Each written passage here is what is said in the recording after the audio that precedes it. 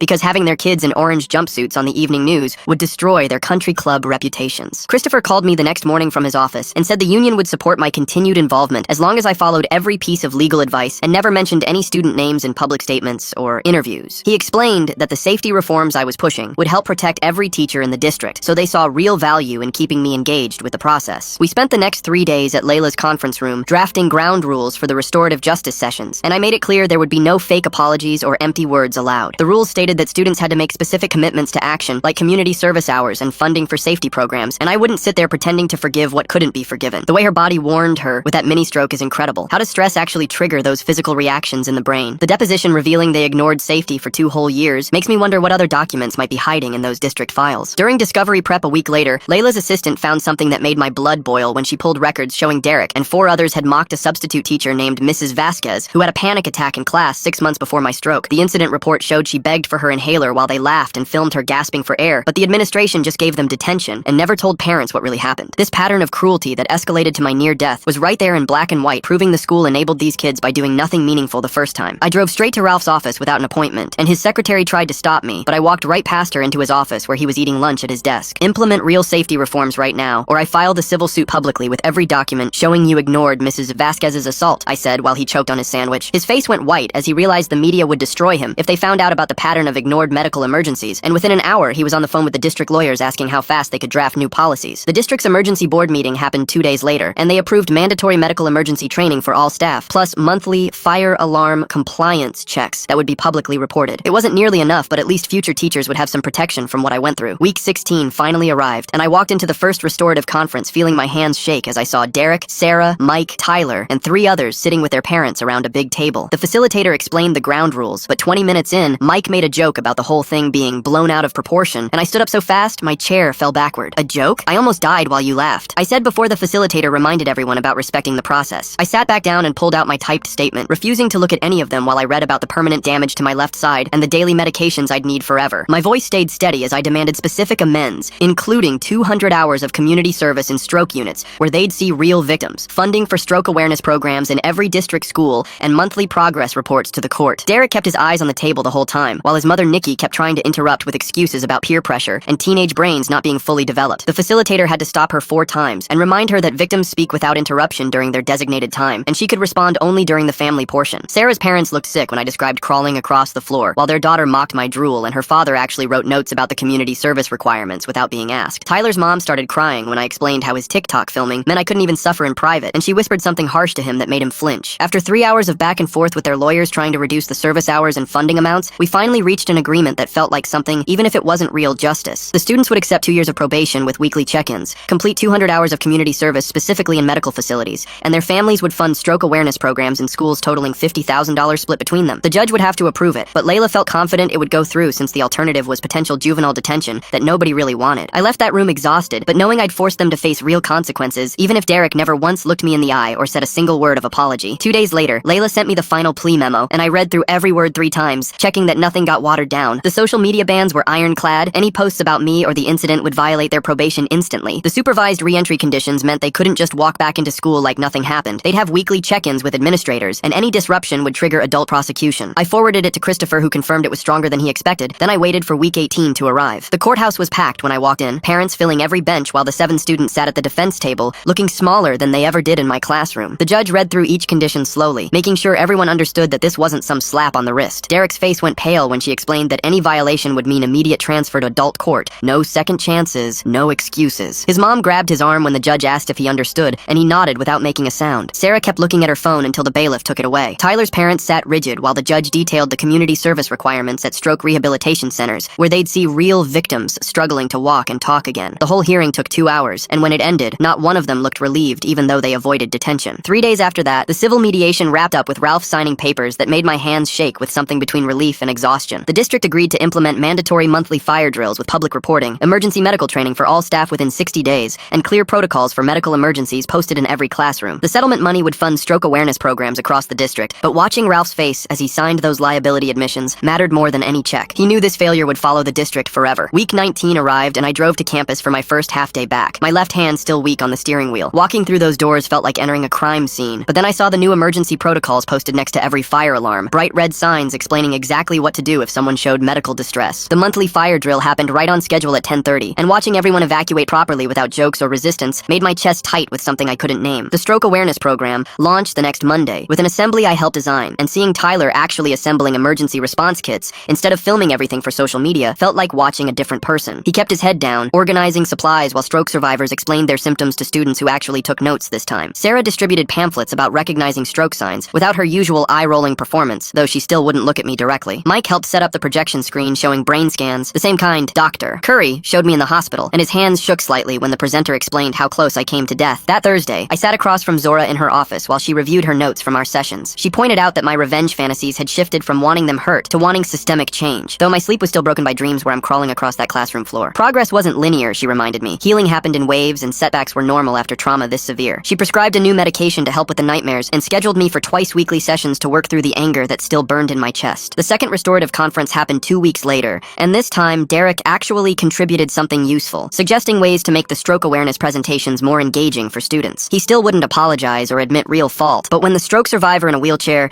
described losing half her vision permanently, I saw something crack in his face. His mom noticed it too, her hand moving to his shoulder while he stared at the table. The other students started sharing ideas about prevention and education, and even though it felt hollow without genuine remorse, at least they were doing something constructive. After the session ended, I told Layla I wouldn't push for extended expulsions beyond the current terms. Keeping them under constant monitoring mattered more than adding months to their punishment, and the weekly check-ins meant any slip would have immediate consequences. She agreed it was strategic, noting that the compliance reports showed they were all meeting requirements without violations so far. Ralph called me that afternoon, asking if I'd helped design the new mandatory staff training on medical emergencies. Working on prevention felt better than dwelling on what already happened, so I agreed to meet with the curriculum team next week. We spent 3 days building a program that covered strokes, seizures, severe allergic reactions, and cardiac events, with clear action steps that even substitute teachers could follow. The training would roll out district-wide with quarterly refreshers, and Ralph made it clear that attendance was mandatory with no exceptions. On Friday, I asked Derek to stay after the restorative session ended. We sat alone in that conference room while I explained that I didn't need his apology because forced words meant nothing. What I needed was his complete compliance with every probation term and absolute silence about me online or anywhere else. He nodded slowly, understanding that this was his only path forward that didn't end in adult prosecution. His voice stayed flat when he agreed, but his hands were clenched so tight his knuckles went white. Derek's behavior during these meetings seems so carefully controlled, never apologizing, barely speaking, keeping his eyes down while his mom makes excuses about teenage brains. Makes me wonder if lawyers coached him to stay silent, or if he genuinely feels nothing about almost killing someone. The conference room door clicked shut behind him, and I sat there for another minute before gathering my papers and heading out to my car. 6 months had passed since the stroke when I walked into Dr. Curry's office for my follow-up appointment. He ran me through the usual tests, having me squeeze his fingers with both hands, track a pen with my eyes, walk heel to toe across the exam room. The left side of my body responded, but everything took more effort, more concentration than before. He pulled up my brain scans on his computer screen and pointed to areas where the tissue had been permanently damaged. The left arm would always be weaker, the left leg would always drag slightly when I got tired, and my left peripheral vision had a permanent blind spot. He wrote prescriptions for continued physical therapy and occupational therapy, explaining that while I'd made remarkable progress, these deficits were mine to manage forever. I nodded and took the papers, watching my left hand shake slightly as I reached for them. That afternoon, a producer from a national news show called my cell, wanting to do a big expose on the whole incident with dramatic reenactments and interviews. I told her no thanks and hung up. But when the education editor from our local paper emailed asking if I'd write an op-ed about emergency response training in schools, I opened my laptop and started typing. Facts mattered more than drama, and systemic change mattered more than my personal story. I spent 3 days writing and rewriting 2,000 words about fire drill compliance, medical emergency protocols, and the need for mandatory staff training. The editor ran it on the front page of the Sunday opinion section with statistics about stroke survival rates and response times. Christopher called me the next morning and asked me to meet him at his union office downtown. He had a thick folder on his desk with copies of every document we'd filed, every email we'd sent, every compliance report we'd received. He went through each one, showing me how our documentation had forced real changes in district policy. The new emergency protocols were in place, the training programs were funded and scheduled, the monitoring systems were active and transparent. But he warned me that systems only stay reformed when someone keeps watching them. Bureaucracies naturally slide back toward negligence without constant pressure. He handed me a checklist of things to monitor going forward and reminded me that vigilance was a permanent requirement now. The first district-wide assembly on recognizing stroke symptoms happened the following week at my old school. I sat in the back row of the auditorium, watching 900 students file in for the mandatory presentation. A paramedic demonstrated the FAST test for stroke recognition, while a stroke survivor in a wheelchair described her own experience. Students who'd laughed at me 6 months ago were taking notes on the handouts, writing down the warning signs and emergency numbers. Sarah kept her head down the whole time, scribbling in her notebook without looking up at the stage. Mike sat 3 rows ahead of me, and I could see his shoulders tense when the presenter described how every minute without treatment meant more brain cells dying. The assembly ended with students practicing the FAST test on each other, and even the kids who usually goofed off during assemblies were participating. 2 days later, the district's new safety dashboard went live on their website, showing real-time compliance metrics for every school. Fire drill completion rates, emergency training attendance, response time averages, all updated monthly with green, yellow, and red indicators. Parents could log in and see exactly how their kid's school was performing on safety measures. The superintendent sent out a press release about transparency and accountability, though Ralph had fought against the public dashboard until the school board overruled him. Making the data public meant no more sweeping failures under the rug or claiming everything was fine when inspections were being skipped. Layla called me that Thursday with an update on the sentenced students' probation compliance. She'd pulled the reports from juvenile services showing Derek, Tyler, Mike, Sarah, and the others were all meeting their requirements without any violations. They were showing up for their community service hours at the Stroke Rehabilitation Center, attending their mandatory counseling sessions, staying off social media as ordered. The monitoring system was working exactly as designed, with weekly check-ins and immediate consequences for any slip-ups. She said the judge was pleased with the structure we'd insisted on, instead of just standard probation. That weekend, I was loading groceries into my car when someone tapped my shoulder. Nikki Barnes stood there looking uncomfortable, her car keys clutched in her hand. She spoke quietly, thanking me for pushing for action-based consequences instead of just punishment for Derek. Her son needed accountability and structure, not just anger and revenge, and the probation requirements were actually helping him understand what he'd done. She walked away before I could respond, but I saw her wipe her eyes as she got into her car. Later that night, I sat at my computer and started typing up my story in simple, clear language for Reddit. I wrote about the stroke, the countdown, the crawling, the fire alarm, the recovery, the legal process, the systemic changes. I acknowledged that my left side would never fully recover, that I'd carry these deficits forever, but I wasn't just a victim anymore. Those kids who almost killed me for laughs had turned me into an advocate for change, and because I survived, hundreds of students would be safer in their classrooms. I hit post and watched the upvotes start climbing immediately. Time to wrap up this commentary ride, folks. Appreciate you letting me share my wit and wisdom along the way. If you made it to the end, drop a comment. I love reading all your comments.